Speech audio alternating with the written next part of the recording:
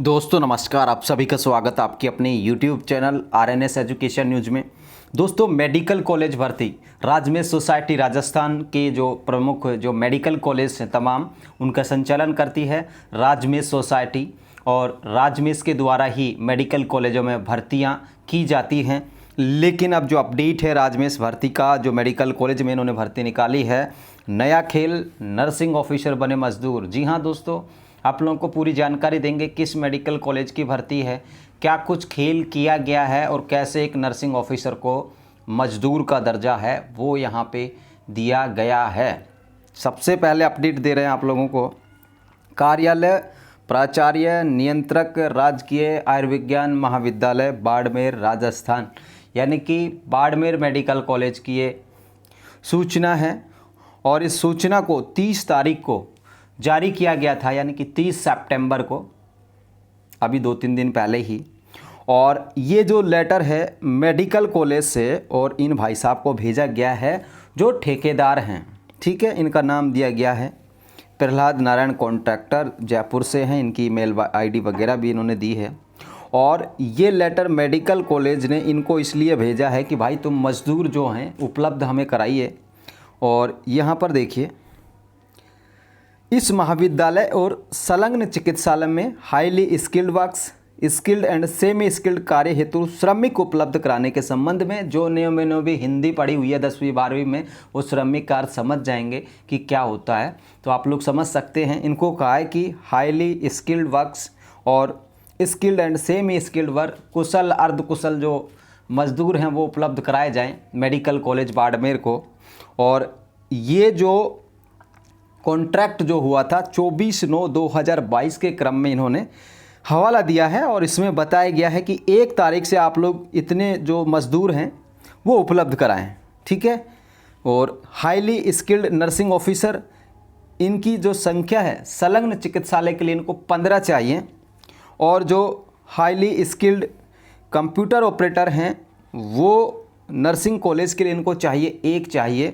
इस तरीके से टोटल इनको 16 कर्मचारी चाहिए। 1 अक्टूबर से ये कॉन्ट्रैक्टर को लेटर भेज करके कह रहे हैं कि भाई कल से, यानी कि 30 सितंबर को लेटर दिया गया इनको, और कह रहे हैं कि आप कल से यानी कि 1 अक्टूबर से आप लोग 16 जो कर्मचारी हैं मजदूर हैं वो यहाँ पर भेजें। श्रमिक आप लोगों के सामने लिखा है, ठीक है। और इसमें इन्होंने बताया है कि क्या क्या रिक्वायरमेंट होनी चाहिए। और ये जो 15 नर्सिंग ऑफिसर हैं, यानी कि जो 15 नर्सिंग ऑफिसर हैं, एक तरीके से मजदूर कहिए आप लोग, जब इन्होंने ऊपर शो कर रखा है 30/11/2022, यानी कि पूरा अक्टूबर पूरा नवंबर तक के लिए इनको 15 जो हैं कॉन्ट्रैक्टर ठेकेदार से 15 कर्मचारी इनको रखने हैं, जो नर्सिंग ऑफिसर इन्होंने कहा है, ठीक है। तो 15 इनको 2 महीने के लिए ही चाहिए।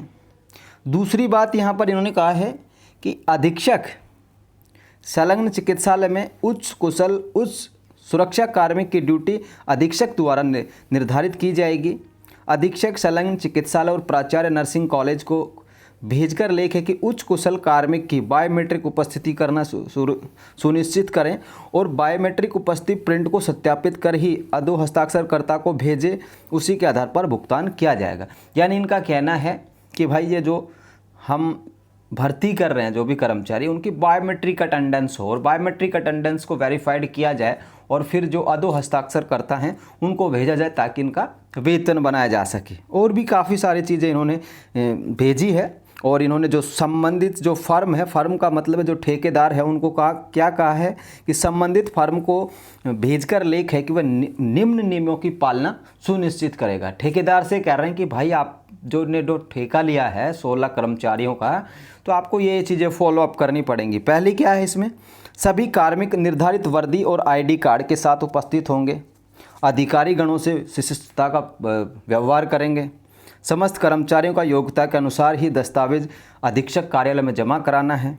उक्त देखरेख और व्यवस्था के लिए आपके द्वारा निर्धारित सुपरवाइजर को सुपरविजन के लिए भी निर्धारित करें, यानी कि 15-16 लोगों पर एक सुपरवाइजर भी होना चाहिए जो इनके काम को देख सके।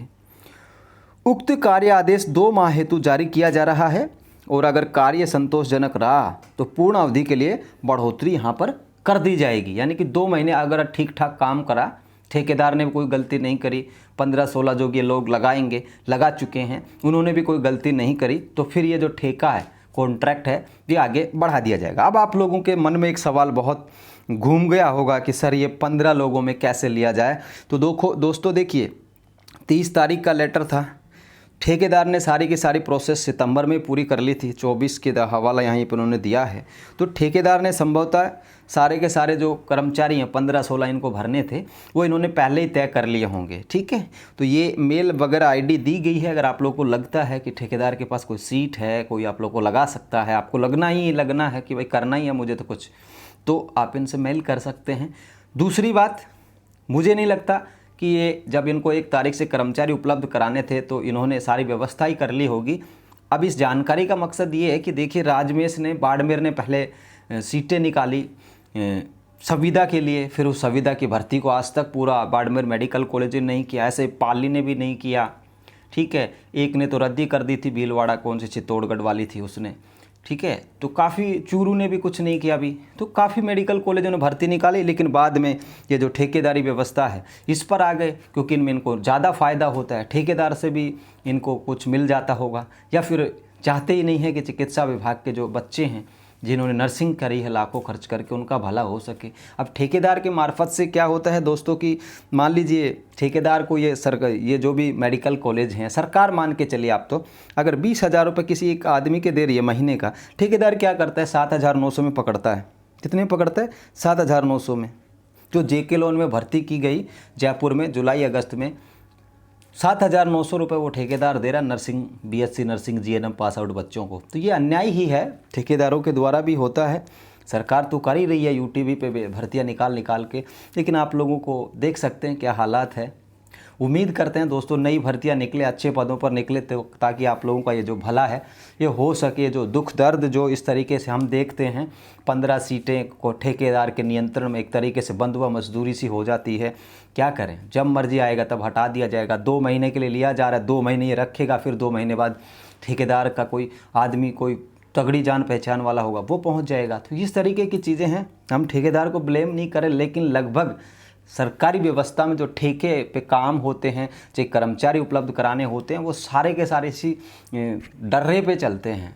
कोई किसी का फ़ायदा नहीं होता, फ़ायदा होता है उस कॉन्ट्रैक्टर का, फ़ायदा होता है जो एजेंसी इस तरीके की भर्तियां लेती हैं ठेकेदारों के माध्यम से, उनका। बाकी सबका शोषण होता है। धन्यवाद आप सभी का इस जानकारी को सुनने के लिए, देखने के लिए। जय हिंद दोस्तों, जय भारत।